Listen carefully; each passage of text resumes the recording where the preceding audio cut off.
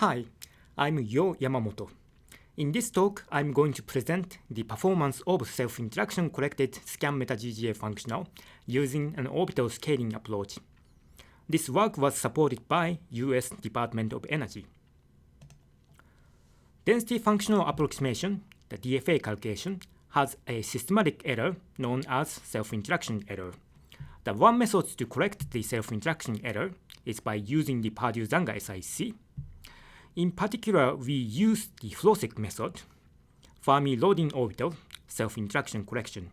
This is a family of the PZSIC that uses the Fermi loading orbitals, or flows. By using the Fermi orbital descriptor FOD positions, we can transform the Kohn-Sham orbital into the Fermi orbital, and then performing the loading orthogonalization, we obtain the flows that can be used with the Purdue-Zanger SIC equation. SIC calculation showed the success in getting the properties such as reaction barrier height and the dissociation curves more accurately than the DFA calculations. That's the success of the SIC. But at the same time, when you apply the SIC for the properties, for the equilibrium properties, where the DFA itself performs fairly nicely, SIC typically make it worse. This rather contradictory sounding phenomena of the SIC is sometimes referred as the paradox of self-interaction correction. In recent years, it was pointed out by Santre and Purdue that when you apply the SIC to the DFA functional, it breaks at least one of the exact constraints of the DFA functional. This is one explanation why this paradox happens. Over the course of years, people have attempted to improve the performance of SIC calculations by incorporating the scaling down. There are several ways of doing this. This is global scaling approach by Iceland's group, and this is orbital scaling approach by Scaled-PZSIC's group. The Purdue's group proposed scaling down according to the spin density, and the FLOSIC group proposed the local SIC-LSIC method. In this project, we focus on the orbital scaling proposed by the Bidroff and Scaled-PZSIC back in 2006. In their orbital scaling approach, they took the PZSIC equation and placed the scaling factor in front of the orbital SIC energy terms. So in their approach, the scaling is done orbital-wise fashion. Hence, we refer their approach as orbital scaling, or OSIC for short. Bidroff applied OSIC to study those different functional families and studied the performance. They found that performance improved over original PZSIC, but at the same time, performance becomes parameter dependent. I will come back to that later. Our motivation was apply the OSIC to scan one of the modern meta-GGA functionals to study its performance, but later we found that we can do something more interesting than the simple applications. In the OSIC approach, scaling factor is constructed as the product of the iso-orbital indicator Z with the orbital density rho I. K here is adjustable parameter. In our case, we used K equal 1, 2, 3, and 4. The iso-orbital indicator of choice here is the ratio of the kinetic energy densities. For the self-consistency, you need the orbital Hamiltonian. The first line is from DFA, and the second line is from scaled orbital potential terms. And the last two lines, those two lines comes from taking the variation with respect to the scaling factor.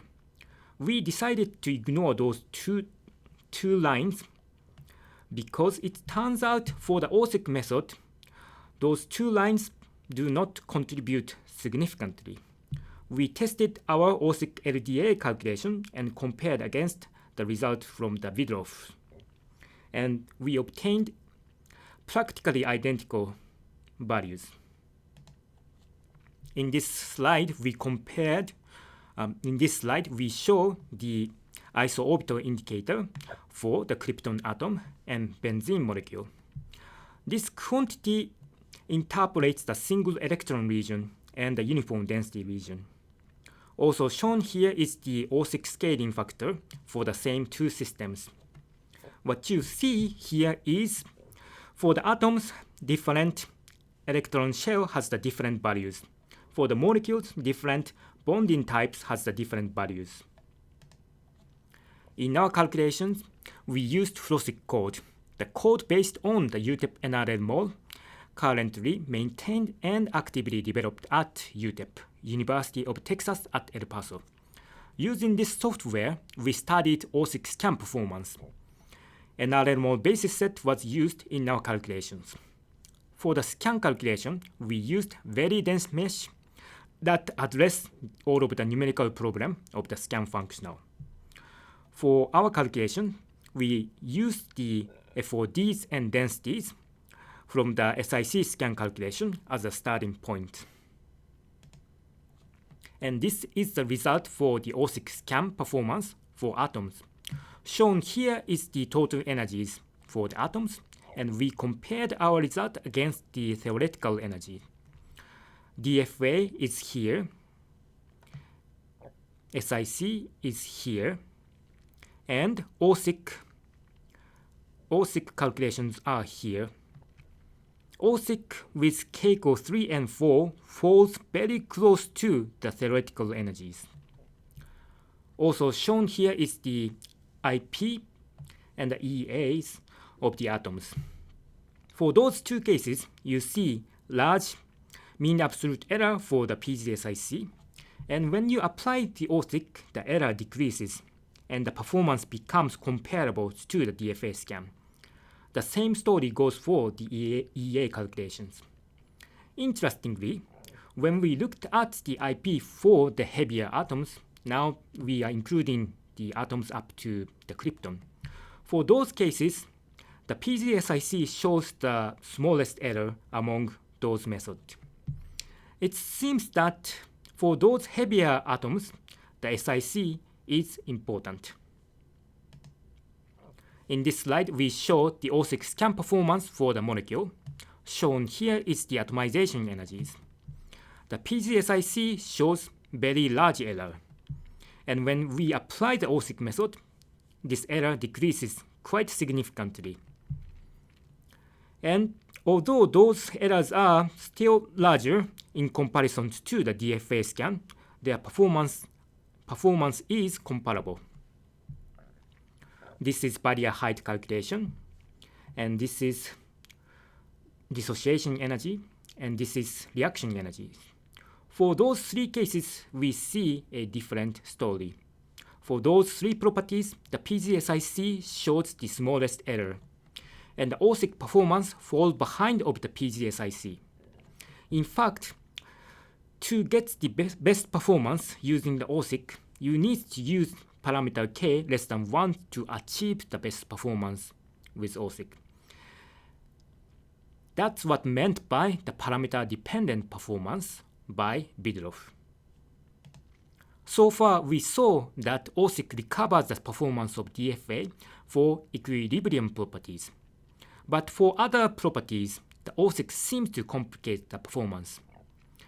At this point, you might say, if all OSIC is doing is recovering DFA, maybe you should forget SIC.